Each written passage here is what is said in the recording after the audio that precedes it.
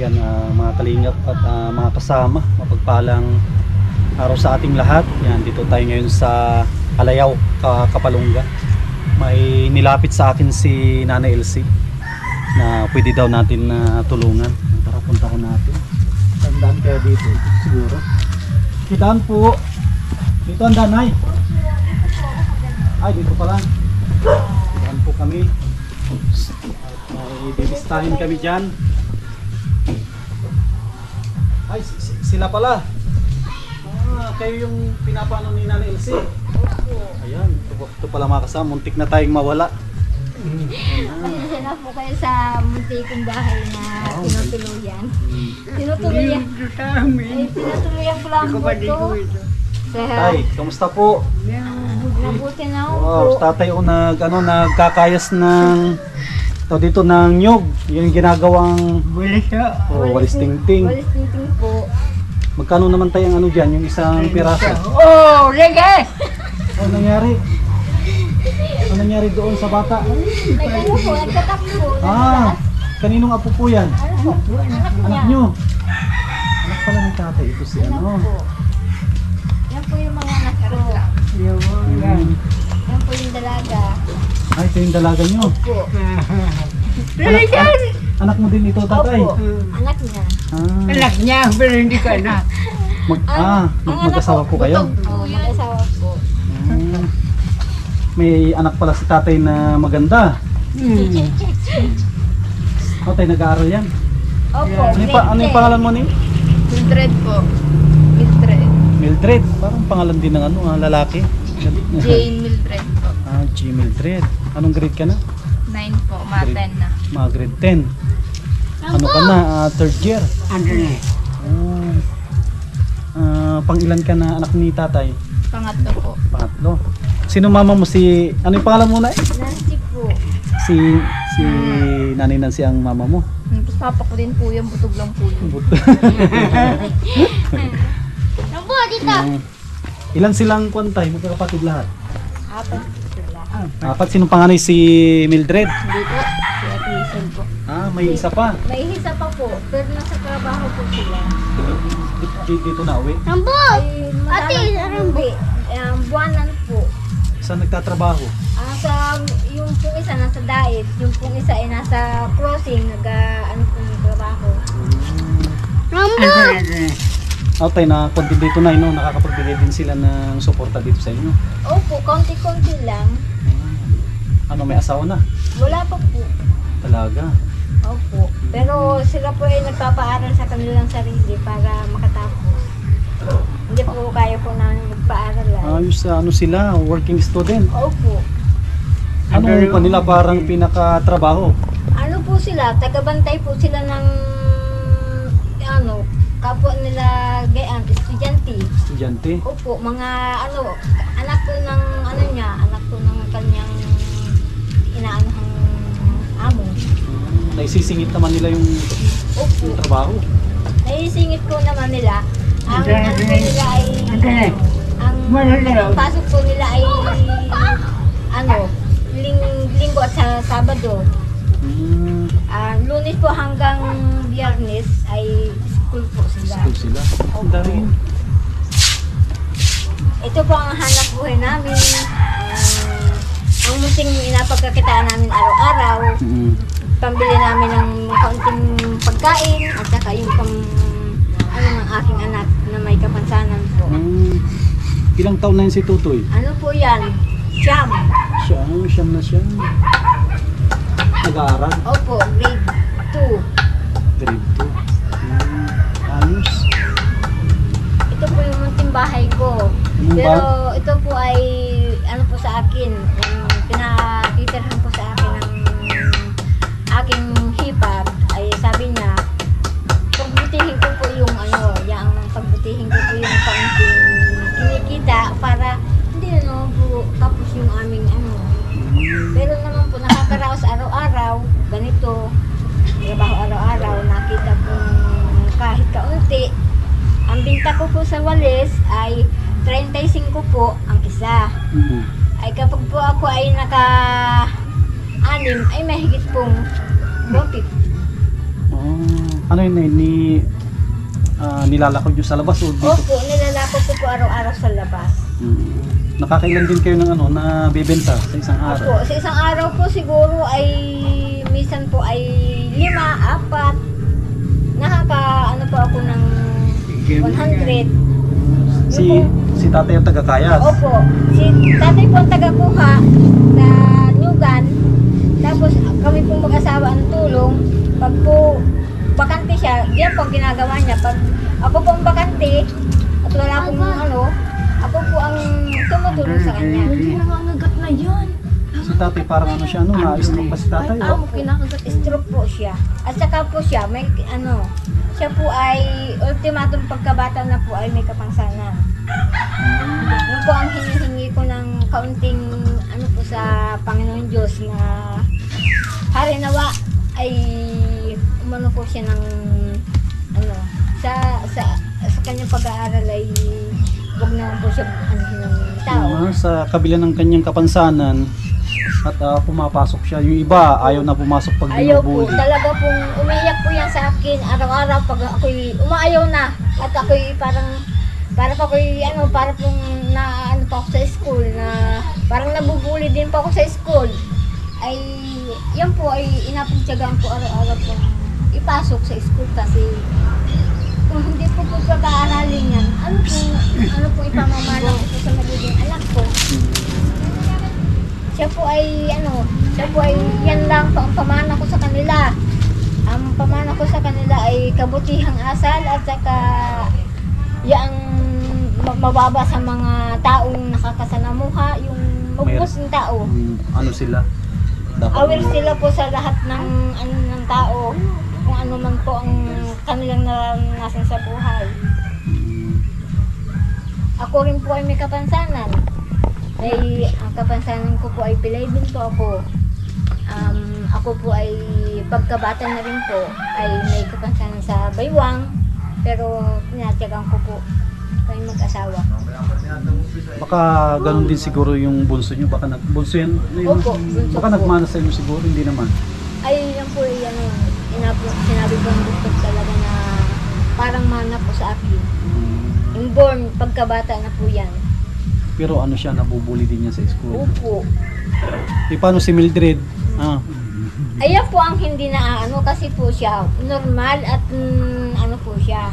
Pero ang ano niya, kagandahan lang po niya sa kanya ay siya po ay pinakang ano po sa school. Pag napasok siya, laging inaalala niya yung kapatid niya kung siya ay napasok sa school. Paano kaya mama yung aking kapatid? Baka mama binubuli sa school, hayaan mo muna. At ako nang bahala kung ano man yung ano naranasan ng kapatid mo, pagpapayuhan ko na laan. Dito ka Mildred, ba't nahiya si Mildred? Nahihiya po siya. Ano naman yung yung pinagkakaabalan mo Mildred, bakasyon? po. Hindi ka nagtitinda ng ng walis? Dati po. Dati? Titinda din ako. Dapat ikaw magtinda. Para Hindi madaming bumili. Sabi nila may magandang dalaga na nagtitinda ng walis. Nahihiya Di ba tayo mabilis mabenta ang walis? Oo nga po. Ay, yun po, nagtutulong po yan pag may pagkakataon po siyang, may katulong-tulong din po kami dito sa bahay. Titinda din siya. Itong bahay pala na ito, hindi sa inyo to Mildred. Hindi po. Sa kapatid ko ito na sa Dito na sila lumaki. Dito na kayo lumaki sa bahay na ito. Ay, di po, yung po Dati sila. sa mundo. Palipat-lipat po kasi kami ng Tinutuluyan kung sino yung may mga kamag-anak kayong pwedeng may bahay na bakante parang Kasi po, gano'n. galing po akong Mindoro. Napalipat po ako dito sa Bicol. Bicol. Ay, siya po ay dating trabador ng tubigan. Si tatay. Opo.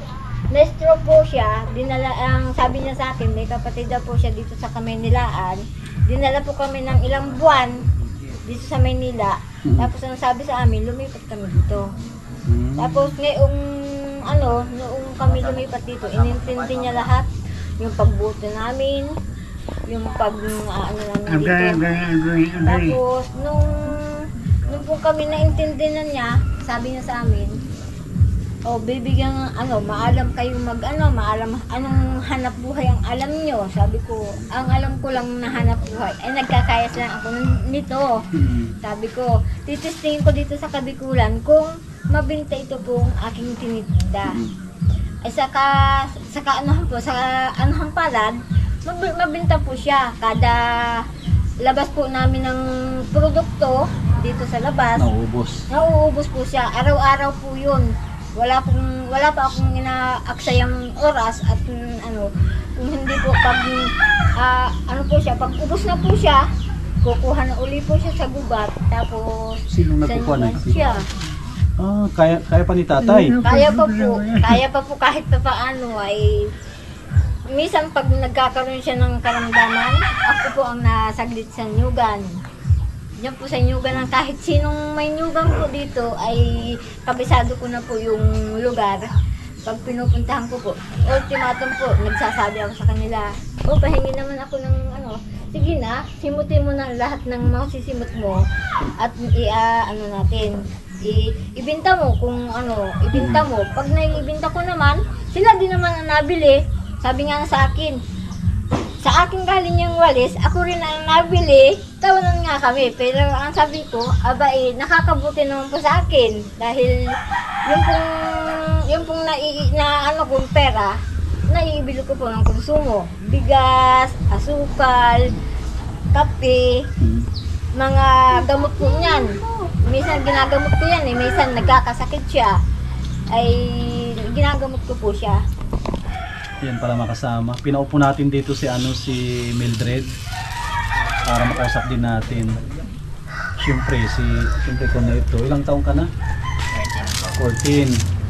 Ngayon, iba mga magulang mo meron na silang kapansanan. Bilang pangalawa na nakakatandang anak nila, ano yung parang umaano din sa isip mo na yung magulang mo nagsusumikap sila? Ano yung parang sa sarili mo? Ano yung ginawa mo ba silang inspirasyon para masawang pagiging pag-aaral? Parang gano'n. Mayayain si Mildred. Ano Mildred? Ano yung masasabi mo na sila papa mo kahit may edad na sila, may kapansanan, nagsusumikap?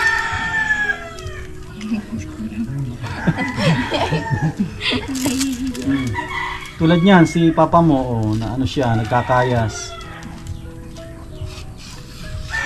Tapos nabanggit ni mama mo, wala kayong sariling bahay, palipat-lipat. Gano'ng kahirap yung ganun, Mildred, na yung siguro mga after 3 years na ganun lumilipat kayo, mahirap para sa inyo? Mahirap po. Unang-una, mahirap saan sa? Kasi po, hirap po maghanap po ng titirhan namin sa araw-araw po kasi hindi po namin alam po saan po susunod kami titira pag pinalayas po kami. Ilang taon na kayo dito na yung nakatira? 3 years. Bago dito, Mildred, saan kayo nakatira dati? Makikita Pampanga. Tapos napunta kayo dito. Kanino naman yun sa Pampanga? Kanino bahay yun? Tiyuhin na. Tiyuhin. Tapos pinalis kayo doon. Opo. Pinalis kami, kinuha kami ng kapatid naman ito na panganay na dalawa. Dito naman kayo. Opo, dito kami nilipat. Ang una po kami ay nakitira po kami sa ibang tao doon sa aming lugar. Sa Mindoro. Kami po ay, ultimatum po, ang bahay ko po ay, mas maganda po yung bahay na yan. Ang bahay ko po ay parang bahay ng Kalafati. Nakailang lipat na kayo na? Ano po, bali po ito ay 15. Lipat na po itong bahay na ito. Grabe. Opo, maliliit pa po sila. Ultimatum, ang bahay namin ay parang bahay ng Kalapati. Opo. Pero sarili nyo yun na bahay. Hindi rin. Palipat-lipat din po kami. Imagine mga kasama, naka-14 na silang lipat. Kumbaga parang ang hirap din sa sitwasyon nyo na siyempre mahirap mag-adjust. Mahirap po. Kasi sinatapon ko sila sa ibang tao para makapag-aral. Kami mag-asawa lang ang minsan magkasama, talagang mahirap na iwalay ko ang mga anak. Parang binibigyan nyo sa ibang tao, kamag-anak nyo hindi. Hindi po. Ibang tao talaga po. Nangangalaga sa ibang tao. Kaya ang hirap-hirap maging ina. Kaya yung mga anak ko, wala sa akin. Minsan ko po lang sa loob ng isang buwan makasama. Ang hirap din yun kasi lalo na ito, di ba, dalawa ang babae. Mahirap kasi hindi natin pwedeng ipagkatiwala sa ibang tao. Kaya nga po, yung pong panganay niyan, Mabuti Alcur po panganay niyan, ay nakatagpo ng Amo na napakabait at napaka po sa kanyang sarili. Pinag-aral siya, kung anong gustuhin niyang mag-aral, pwede. Hanggang ngayon po nag-aaral siya ng first year college. Ano yung kurso niya na kinuha?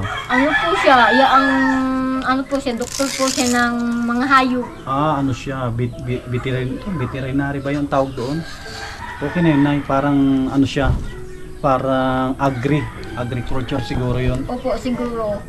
Tapos ito po ay ang ina-produce ko po sa kanya ay magkaroon po siya ng scholarship, pero hindi ko po talaga kayang ilapit sa kahit sinong tao.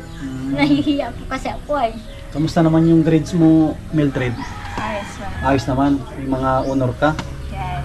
Ayun. With honor. With high honor o with honor? With honor lang Pwede po. na yun. Hindi na ako umabot. Kasi si Mildred ko nito, tawag dito, ano yung pangarap mo pag mag-college ka, ano yung gusto mong kunin na kurso? Dapat mayroon kang plano, teacher, Flight attendant po. flight attendant. Maganda yan, mas maganda kung mayroon kang plano. Kung sakali man na hindi flight attendant, ano pa yung mga iba na yung sa'yo yung talagang gusto mo siya? Mayroon naman kasi yung Nursing. medyo din. Malay natin, walang imposible, di ba na yun, no? Malay natin kasi may mga kababayan tayo sa ibang bansa na mayroon na rin kaming mga beneficiary na pinag-aral nila. Malay natin, walang imposible. Kasi ang gusto ko po sa kanila ay lalo naedad po kami na naedad. Hindi naman po namin alam kung kailan kami mamamatay, kung kailan kami mauwi. Ilang taon na tabi si tatay? Tatay ang tabi ulit? 72. 72. Sa June. Ano yung pangalan mo ulit tabi tayo? Crisanto. Crisanto, 72 na siya. Ikaw na At 41. Alay ng agwat ng edad nyo. Kasi po, siya po ay nakilala ko po siya, ay siguro ay maedad po siya ng 50, ako po ay maedad ng 15 anyos. Wow, grabe, nakajakpat si tatay siguro nung kabataan ni nanay, maganda ito, nakajakpat si tatay. Sana pagtanda ko ng 52, makahanap din ako ng kasing ganda. Ay, ako po talaga, ultimatum, nasa bahay lang po talaga ako. Kasi nabiyayaan ako ng Panginoon Diyos na makaganito, makalakad. Kasi po talaga, lumpo po ako. Ultimatum, ginagapang ko po siya. 52 si tatay, naka-tatlo.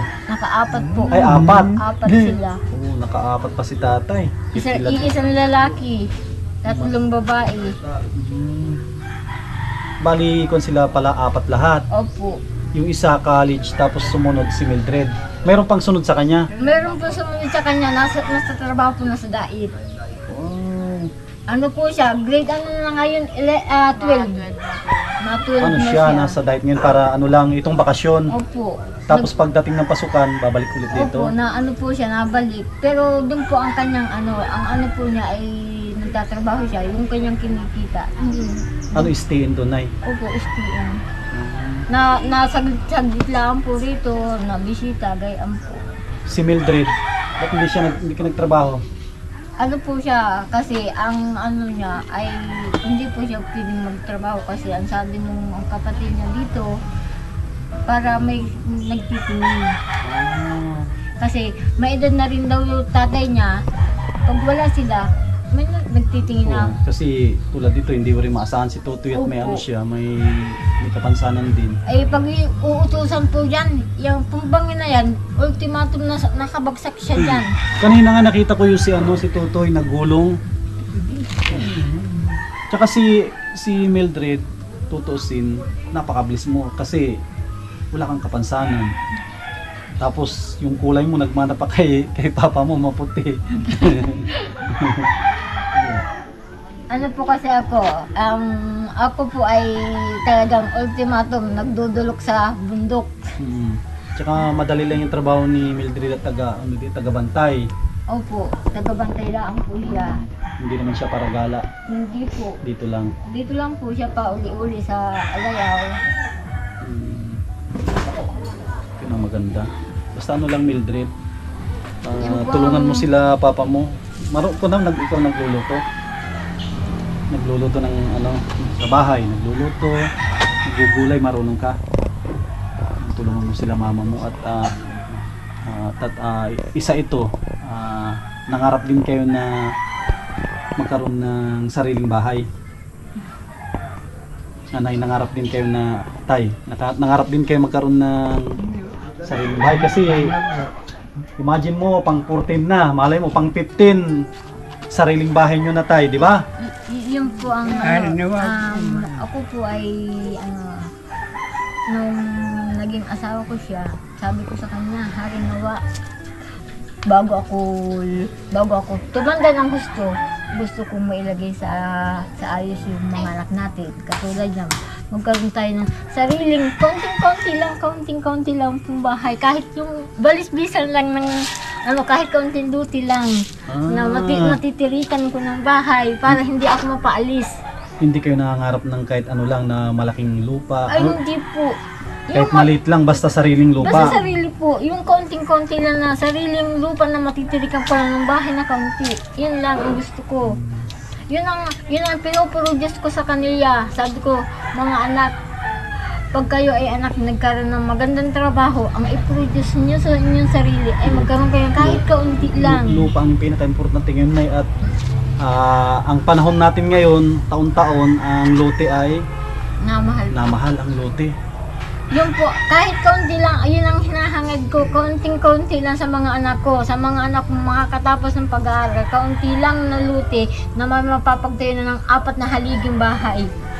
Si Yun tatay lang. siguro, atay, ganun din ang pangarap mo tayo na magkaroon ng sariling lote. Tapos, kahit maliit na bahay lang, malay natin, hindi yan imposible. Kasi Tatay ako sa luto mamaya, baka tumama ako, makati yung kamay ko eh. ari nawa po. Kung maluwang lang sana ang lote ko, di bibigyan ko eh. Kaso wala naman akong lote na maluwang. Basta ano lang natin na ipag-pray natin na balang araw may tutulong sa inyo. Ari nawa. Na magkaroon ng kahit maliit na lote tapos Kaunting bahay lang. bahay para siyempre sa mga bata. Minsan nahiya din silang magbisita kasi wala silang maituro na ito po yung bahay namin. Opo. Ano lang, tiwala lang na ipag-pray natin, Mildred. Pag-pray nyo na Yun nga po, may tutulong ko sa inyo.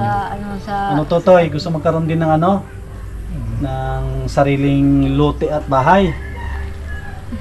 Sa salita niya okay naman, nakakapag siya. nakakapagsalita. Ano yung talent mo Totoy? Marunong ka kumanta? Si Mildred, marunong ka kumanta? Ano yung talent ni Mildred, anay? Ano po siya? Umarte. Kumanta, sige nga. Kunwari, Umiyak pag nasa camera. marunong pala siyang, pwede pala ito mag-artista. Malay natin, ma-discover dito sa channel ko. Yung talent mo, Mildred, tawag dito ang talent mo ay umarte. Paano yun? Paano yung umarte? Kunwari, dapat dadalhin ko si Tambalo. Dalhin ko si Tambalo para gagawa tayo ng eksena na kunwari ay nag-aaway kayo. Si Tambalo po ay bakla yun pero napakabait. Pag dadalhin natin dito para makilala din niya kilala mo si Tambalo? Sige. Basta ano lang, sisikapin natin may no. Sisikapin natin na matulungan din kayo. Basta ipag-pray lang natin at deserve nyo magkaroon ng ano, Sige po. ng sariling bahay at Oo nga po. katusin, nakakapagod din ang palipat-lipat at danas ko din yan. Ako noon, nagre-renta lang ako ng bahay, maglipat. Ang hirap kasi, lalo na pag marami na kayong napundar na mga gamit, ang hirap ilipat.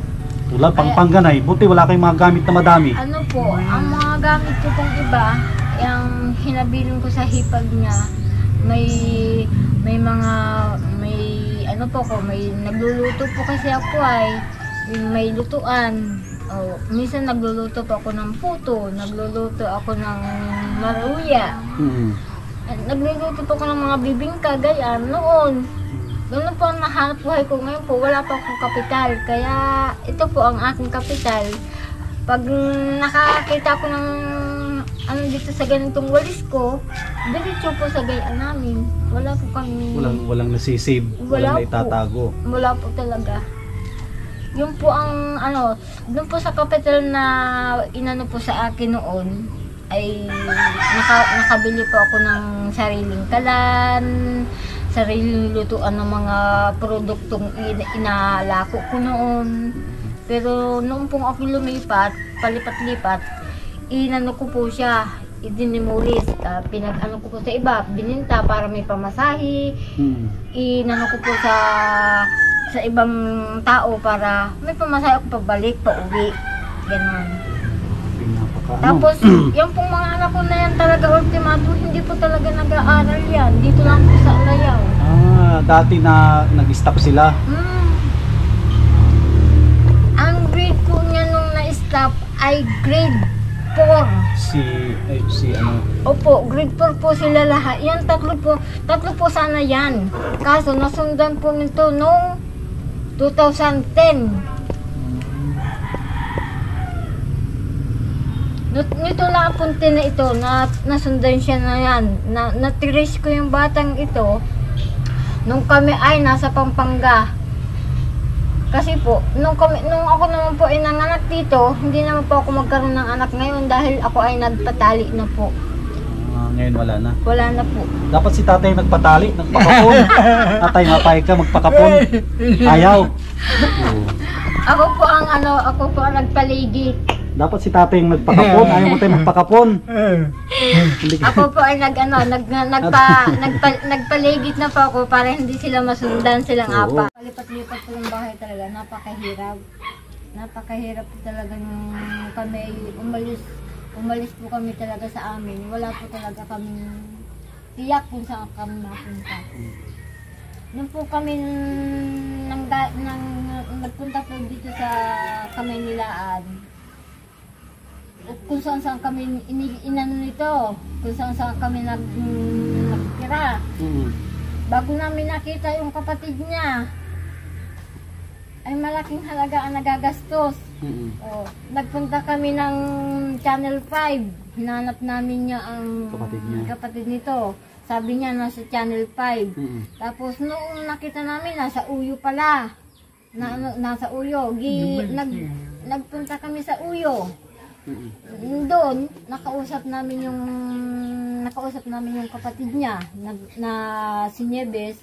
Sabi niya, Nining, dalhin ka namin Pampanga. Nadala siya ng Pampanga. Doon sila nag-aral ng grade 6. Nakaabot siya ng grade 6. Tapos yun, hanggang sa lumipat, sabi ng tinirahan uli namin doon, ay ipagbibinta na po uli yung aming tinutuluyan bahay. Tapos, ang sabi ng kapatid niya ulit, lipat ulit tayo. Alis ulit tayo. Hanap ulit tayo sa Kabikulan. May isang kapatid naman siya, nasa ibang bansa. Tumawag yung kapatid niya nasa Maynila. Nasa Maynila. Tumawag, Nining, paano itong kapatid nating panganay sa lalaki? Ay walang matuluyan. Paano mag-aaral ang mga anak? Again, nagdesisyon. Ang ginawa, pinalipat dito sa bahay na ito. Tapos yun, buhat nun, yun, doon na siya nagkahiwa-hiwalay sila magkakapatid. pinamigay ko siya, pinamigay ko yung kapatid niyang panganay dun sa ibang taong yun. Tapos yung isang kapatid niya, nagtrabaho din naman sa... Pero sila lahat ay, ako lahat po ang nag-ano ng produce ng pag-aaral. Tsaka ang kagandahan nito na ito ngayon, nabuo kayo ulit, di ba? Opo. Kahit sabihin natin na hindi yung sariling bahay, importante, buo kayo. Buo po kami. Hindi po kami naging watak-watak. Yung iba, buti hindi mo pinaampon yung mga ibang anak mo. Ay, yun po ang sabi ng anak ko, kahit naman inay kami malayo, hindi naman yung pinaampon. Kasi yung iba talaga, pinaampon talaga. Pero sila, ay kinuha sila ng ibang tao, pero ang pangako sa kanila ay pag-aaral nila. Pero hindi naman pinag-aral. Ay pinag-aaral po sila. Pinag-aaral sila, pero noong edad na gaya na po ang edad, noong po sila ay grade 7 at grade ako po ang nag-produce ng kanilang gamit, panggastos. Panggastos.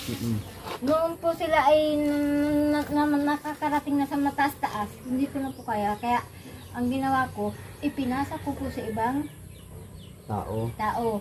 Pinagtrabaho ko po sila ng walang bayad, kung hindi ang bayad lang ay yung hirap na babantayan si kasamang bahay, yung ibig sabihin si Mildred, nakaranas din ng gano'n na nakapagtrabaho ka din? Nakaranas po siya ng nagbantay sa... nagbabantay. Tapos pinag-aral siya? Opo. Nakaranas po din siya ng gayon. Pero ang kagandahan po sa kanila ay hindi po sila yung katulad na nakikita ko sa ibang na inaapi. Oo, yung iba yung naabuso. Opo. Sila po nakakarating sa akin. Mama, ako ay nandito sa ibang bahay, pero mama, kumusta kayo diyan? Ba't hindi sila nagtagal doon sa doon sa nagkupkop sa iyo? Umalis ka doon, Mildred, bumalik ka dito. Ba't ka umalis doon? Hindi nagpunsa na para... Ay, yun ang Nagkasakit po eh. Nagkasakit. Ay, Nagkasakit. Inalagay ko po tapos kinuha lang po siya yung anak ko. Sabi ko, hindi po po siya sama kayo. Gusto isama ka kung asaan yung naalagaan mo sana? Ayaw. Tapos yung pong panganay ay hanggang ngayon pinag-aaral noong kumuha sa kanya. Opo. Yung nasa... Yung pong nandito sa Alayaw. Ibig sabihin nandito yung pala yung isang anak nyo? Yung panganay na nandito sa Alayaw.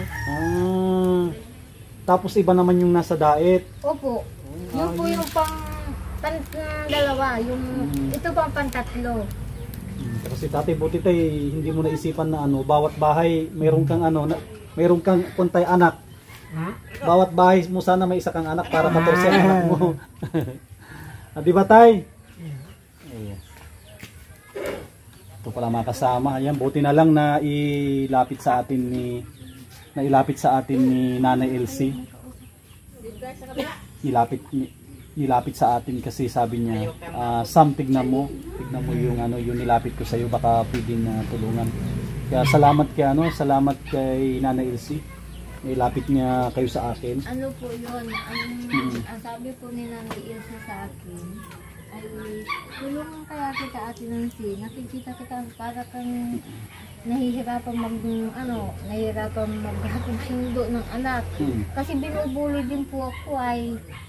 Huwag mo nang pansinin niyo yung mga nambubuli. Ang sabi ko ngayon sa akin, ate, huwag mo nang pansinin yung nanggagaya sa iyo. Yung paglalakad mo ginagaya. Yung paglalakad namin mag-ina, kung ano yung ginagaya nila. Hindi ko na po pinapansin, pinapalampas ko na sa kabilang tenga.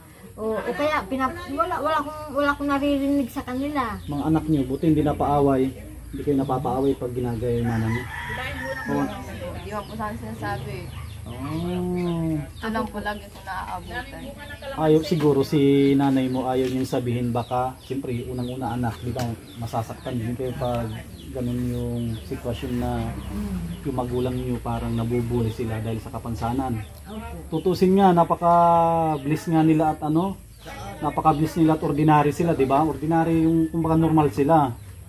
Dapat pag may nakikita silang mga ganyan na may kapansanan, dapat ang gawin nila, wag nilang bulihin, di ba? Ay, yung po ano, yung po ay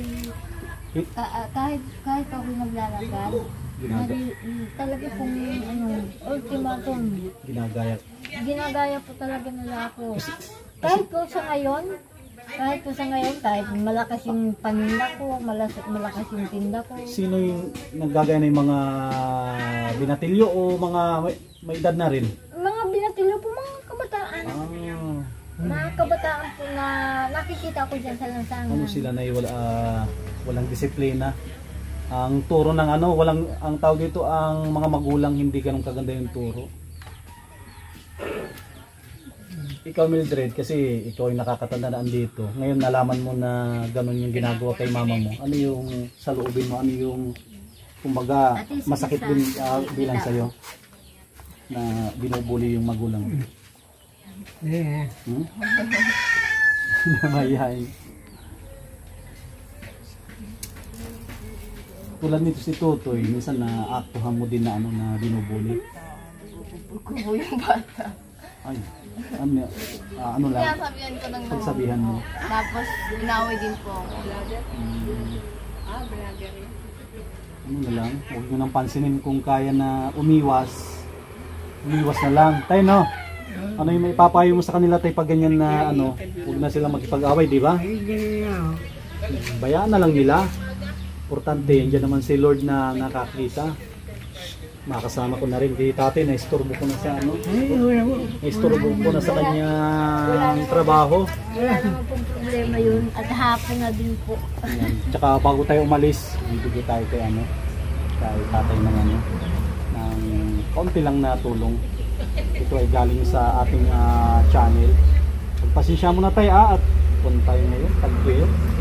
Sumasabay sa ano, panahon. Walang masyadong ano, pero panito. Alam ko malaking bagay ito na makatulong sa inyo. Ang araw-araw. Yun po ang malaking tulong po yan kasi talaga po tumatulong po kami.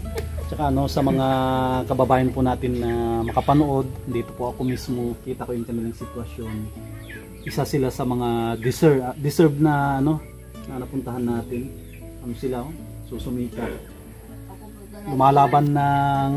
Lumalaban sila ng patas, di ba? Kahit hindi ganun kalaking kita, importante, wala tayong napaka na tao. Patas yung natin yung trabaho nila. Kaya sa mga sponsor po natin, yan, maraming salamat sa inyong suporta. Yan sa inyong lingkod. At andyan kayo lagi na nakasuporta. Yan. Pan po tayo, magsisipag tayo. Tuloy-tuloy yung scout natin para madami tayong maabot, madami tayong matulungan. Siyempre pag-iigyan pa tayo, mag-iipon tayo. Sa kanila wala pa akong pwedeng maipangako sa kanila. Basta ako sa abot ng ating makakaya ay tutulong tayo. Siyempre depende na rin yan sa mga sponsor po natin na andyan lagi na nakasuporta. Yan mga kalingap, uwi na rin tayo at baka gabihin na tayo. Uwi pa tayo ng dait. Dito tayo ngayon sa Alayaw, Kapalonga. Sige Nay, salamat po. Kung pala Nay, i-upload ko to sa YouTube channel ko. Pagpalain daw po kayo ng Panginoon Diyos. I-upload ko Nay yung sa YouTube channel natin. Maraming salamat po. Para maraming makapanood. Talagang gusto ko po talaga matulungan pati yung anak kong may kasama talaga. Yun po talaga ang hinahangad ko sa Panginoon Diyos na siya ay ultimatum mabigyan siya ng magandang kasi ang gusto niya ay Anong po niya Nay? Tawag ito, di ba hindi niya kailangan ng saklay? Hindi naman. hindi po. Ang kailangan daw po niya yung yung kanyang gusto niya yung gawing cellphone na pwede siyang sumata, yung gano'n. Yung kailangan niya Nay, yung parang cellphone na pwedeng sumulat. Gagamitin niya sa pag-aaral. Sige. Ala. Yun pala yung ano. Ano, Totoy? Ate, anong gusto mo daw? Ano, Totoy? Ano yun ang pangarap mo? Anong gusto mo? Anong gusto mo? Magkaroon ng... gusto pa lang maging sundalo. Tapos gusto magkaroon ng cellphone. Na cellphone na yung pwede ka magsulat. Baka gamitin mo sa paglalaro. Hindi naman. Sige, basta ano lang. Ito lang tayo pag-pray natin yan. Ay, mga kalingap, maraming salamat sa mga sponsor po natin. Uwi na rin tayo. Sige tayo. Salamat po. Sige, salamat. No. Ayan mga kalingap at mga kasama. May bago po tayong scout. Dito sa Barangay Alayaw. Ito po, dito sila nakatira ni nanay at saka ni tatay. Ang kanilang hanap buhay ay titinda ng walis tingting.